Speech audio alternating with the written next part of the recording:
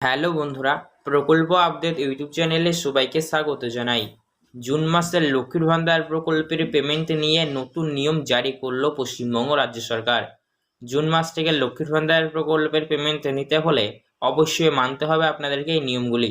যে সকল মহিলারা মানবেন তাদের ব্যাংক অ্যাকাউন্টে লক্ষ্মীর ভান্ডার প্রকল্পের পেমেন্ট জুন মাস থেকে দেওয়া হবে, আর যে সকল মহিলারা মানবেন না তাদের ব্যাংক অ্যাকাউন্টে অবশ্যই জুন মাস থেকে আর লক্ষ্মীর ভান্ডার প্রকল্পের পেমেন্ট ঢুকবে না। তাহলে জুন মাসের পেমেন্ট নেওয়ার ক্ষেত্রে কোন নিয়ম জারি হয়েছে, কোনগুলি আপনাদেরকে মানতে হবে জানবেন। পাশাপাশি লক্ষ্মীর ভান্ডার প্রকল্পের বহু সংখ্যক মহিলারা আর জুন মাস থেকে পেমেন্ট পাবে না। কারা পাবে না, কি নিয়ম জারি হয়েছে, সমস্ত কিছুই জানাবো আজকের ভিডিওতে। তা অবশ্যই ভিডিওতে আপনারা মনোযোগ দিয়ে সম্পূর্ণ দেখবেন। অবশ্যই আপনাদের ভিডিও ভালো লেগে থাকলে অবশ্যই আপনারা একটি লাইক করবেন এবং অতি অবশ্যই আপনারা আমাদের এই চ্যানেলটিকে সাবস্ক্রাইব করবেন, পাশে থাকা বেল নোটিফিকেশন থেকে অল করবেন। এইরকমই গুরুত্বপূর্ণ ভিডিওর আপডেটগুলি কিন্তু আপনারা সবার আগে পেয়ে যাবেন। তো চলুন ভিডিওতে আমরা এখন শুরু করি। তো লক্ষ্মীর ভান্ডার প্রকল্পের জুন মাসের পেমেন্ট কবে থেকে দেওয়া হবে আগে জানবো, কারা কারা পাবে না জানবো, তারপরে কি কি নিয়ম জারি হয়েছে সেটি বলবো।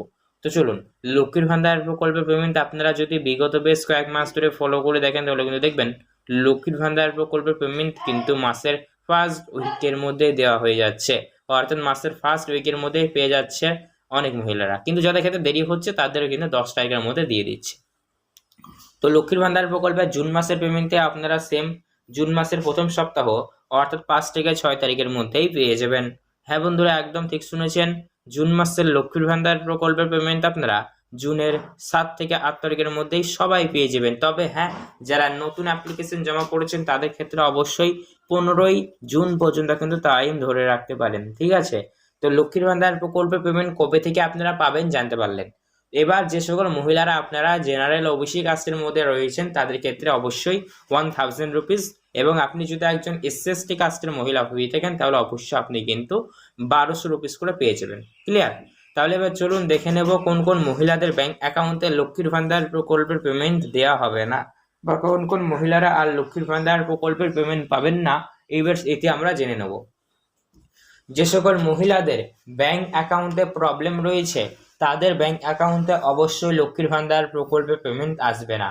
কেননা দেখুন, লক্ষ্মীর ভান্ডার প্রকল্পের পেমেন্টটা আপনাদের হাতে নয়, দেয়া হবে ব্যাংক অ্যাকাউন্টে। তাই ব্যাংক অ্যাকাউন্টে যদি সঠিক না হয় তাহলে সেক্ষেত্রে অবশ্যই আপনাদের ব্যাংক অ্যাকাউন্টে লক্ষ্মীর ভান্ডার প্রকল্পের পেমেন্টটি আর আসবে না। পরবর্তীতে বলা হয়েছে যে সকল মহিলাদের ক্ষেত্রে তাদের বয়স 60 বছর পেরিয়ে গিয়েছে তাদেরও ব্যাংক অ্যাকাউন্টে অবশ্যই লক্ষ্মীর ভান্ডার প্রকল্পের পেমেন্ট আসবে না। কেননা লক্ষ্মীর ভান্ডার প্রকল্পের পেমেন্ট নিতে হলে অবশ্যই আপনাদের বয়স কিন্তু 25 থেকে শুরু করে 60 বছরের মধ্যেই হতে হবে। এবং যে সকল মহিলারা লক্ষ্মীর ভান্ডার প্রকল্পের সুবিধা পাওয়ার জন্য যোগ্য নয় তাদেরও ব্যাংক অ্যাকাউন্টে আর লক্ষ্মীর ভান্ডার প্রকল্পের পেমেন্ট দিবে না। যারা যোগ্য তারাই পাবেন, যারা অযোগ্য তারা পাবেন না কিন্তু, ঠিক আছে? পাশাপাশি বন্ধুরা বলা হয়েছে লক্ষ্মীর ভান্ডার প্রকল্পে জুন মাস থেকে জারি হয়েছে একাধিক নতুন নিয়ম, আর এই নিয়মগুলি কিন্তু অবশ্যই প্রত্যেকটা মহিলাকেই মানতে হবে। আর যে সকল মহিলারা মানবেন না তাদের ব্যাংক অ্যাকাউন্টে অবশ্যই লক্ষ্মীর ভান্ডার প্রকল্পের পেমেন্টও আর দেওয়া হবে না। তাহলে অবশ্যই লক্ষ্মীর ভান্ডার প্রকল্পে পেমেন্ট পাওয়ার ক্ষেত্রে আপনাদের কোন কোন নিয়ম মানতেই হবে, কোন কোন নিয়মগুলি জারি করা হয়েছে, চলুন আমরা এবার এটি আপনাদেরকে জানানোর চেষ্টা করব। এবার থেকে যে সকল মহিলাদের ব্যাংক অ্যাকাউন্টের প্রবলেম রয়েছে, হয়তো আপনার যে ব্যাংকে ব্যাংক অ্যাকাউন্ট রয়েছে সেই ব্যাংকের ব্যাংক সংযুক্তিকরণের ফলে আইএফসি কোড হয়তো আপনার পরিবর্তন হয়েছে, আপনি সেটি জানেনও না। তো আইএফসি কোড যদি পরিবর্তন হয়ে থাকে তাহলে অবশ্যই আপনাকে নতুন ব্যাংক অ্যাকাউন্ট আপনার মানে যাচাইকরণ ব্যাংক অ্যাকাউন্টে বা সঠিক ব্যাংক অ্যাকাউন্টে অবশ্যই আপনাকে আপনার অফিসে গিয়ে কিন্তু জমা করে আসতে হবে। আর এই কাজটা অবশ্যই করতে হবে, যদি না করেন তাহলে সেক্ষেত্রে অবশ্যই আপনার লক্ষ্মীর ভান্ডার প্রকল্পের পেমেন্টটি কিন্তু ব্যাংক অ্যাকাউন্টে আসবে না। পরবর্তী আপডেটে বলা হয়েছে যদি যে সকল মহিলাদের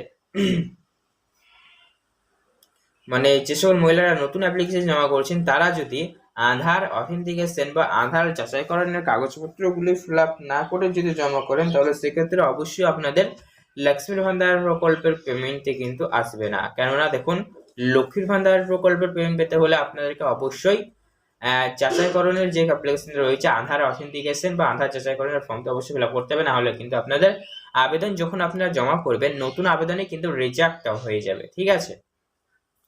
পাশাপাশি বলা হয়েছে যে সকল মহিলাদের বর্তমানে বয়স 60 বছর পেরিয়ে গিয়েছে এবং 60 বছর বয়স পেরিয়ে যাওয়ার দরুন আপনাদের লক্ষ্মীর ভান্ডার প্রকল্প পেমেন্ট আর কি বর্তমানে আসছে না, এরকম যাদের ক্ষেত্রে হয়েছে আপনারা অবশ্যই একবার অফিসে গিয়ে যোগাযোগ করে আপনাদের উইথড্র পেনশনের নামটি নথিভুক্ত করে নিন, ঠিক আছে? কেননা 60 বছর বয়স বন্ধ হয়ে গেল, 60 বছর বয়সের পর লক্ষ্মীর ভান্ডার প্রকল্প বন্ধ হয়ে গেলে আপনাদের উইথড্র পেনশনে অটোমেটিকলি নামটি নথিভুক্ত হবে। তবে যাদের ক্ষেত্রে হচ্ছে না তাদেরকে আবার অবশ্যই অফিসে গিয়ে যোগাযোগ করে আপনার নামটি নথিভুক্ত করে নিতে হবে, ঠিক আছে? তো এই ছিল লক্ষ্মীর ভান্ডার রিলেটেড কিছু সাবজেক্ট। তো এর রিলেটেড আপনাদের মনে যদি কোনো রকমের প্রশ্ন থেকে থাকে তাহলে সেক্ষেত্রে বন্ধুরা অবশ্যই নিচে কমেন্ট বক্সে আপনারা কমেন্ট বক্সে আমাকে জানাবেন। এছাড়াও এরকমই সরকারি প্রকল্পের ভিডিওগুলি সবার আগে পাওয়ার জন্য অতি অবশ্যই আপনারা আমাদের এই চ্যানেলটিকে সাবস্ক্রাইব করবেন আর পাশে থাকা বেল নোটিফিকেশনটি অল করবেন। ধন্যবাদ।